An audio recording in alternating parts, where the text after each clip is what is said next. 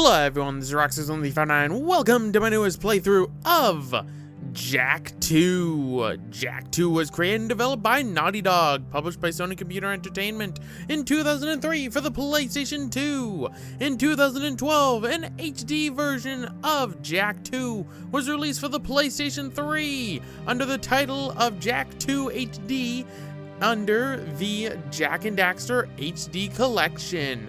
In 2013, the Jak and Daxter collection was ported over to the PS Vita. We don't talk about that version because it is garbo. And finally, in 2017, Jak II was released alongside of Jak III and Jak X Combat Racing for the PlayStation 4 worldwide. So, what is my history with Jak II?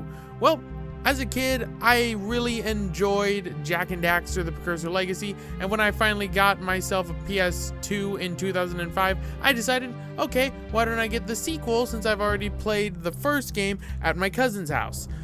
Oh boy, was I in for a surprise. What do I mean by that? Well, 11-year-old me didn't know why there was that lovely rated teen rating on Jak II. But after watching the first cutscene, I kind of figured why. Yes, Jak II kind of, well, put on some edge, so to speak. Kind of tripped and fell and cut itself on the edge in some instances, but I digress. Yes, gone is the happy-go-lucky collectathon platformer that was originally the basis for Jak and Daxter, the Precursor Legacy. Now it's more of a Grand Theft Auto-esque type game? I mean, not entirely, but the Grand Theft Auto comparisons will become apparent once we get into the game. So how will we be handling this project? Well, this project will be a little bit different. And what do I mean by that? Well, originally I was recording the PlayStation 4 version of Jak II. Because, well, I figured, why don't I give the PlayStation 4 version a shot since it's got trophy support and everything? Well, one thing I found out is the PlayStation 4 version is garbo. Not as bad as the Vita version, though. The Vita version is horrible. Never get the Vita version of the Jak HD collection. Ever. But it was still pretty bad. What do I mean by that? Well, there was consistent frame rate drops at specific areas in the game for the PlayStation 4 version of the game. Precursor textures are completely messed up in the PS4 version of the game, with texture pop-in being present in both cutscenes and inside of actual levels. And cutscenes have an annoying static pop audio sound quality to them that results in constant static and constant popping that you can't get rid of. So I decided, okay, why don't I boot up the PlayStation 3 version of the game? Turns out, the PlayStation 3 version of the game has a couple of bugs that I don't want to deal with. So PS2 original it is, but we're not going to be doing this on a PlayStation 2.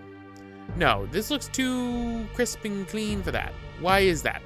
For those that do not know, I recently acquired a backwards compatible PlayStation 3. Which is basically the launch model PlayStation 3 that had a PS2 thrown inside it. And that's how we will be playing this game, and pretty much most PS2 games in the future going from now on. We will be doing the original PlayStation 2 version of Jak II because that is the one that I figure, will still have bugs, but not game-breaking ones that will cause your game to freeze, or ones that will have me doing a lot of excess editing. So that's why I am now doing the PlayStation 2 version of Jak II. Really can't beat the original, it seems. Also, we will not be doing 100%, because 100% in Jak II is not fun. What do I mean by that? In Jak II, there are a few collectibles.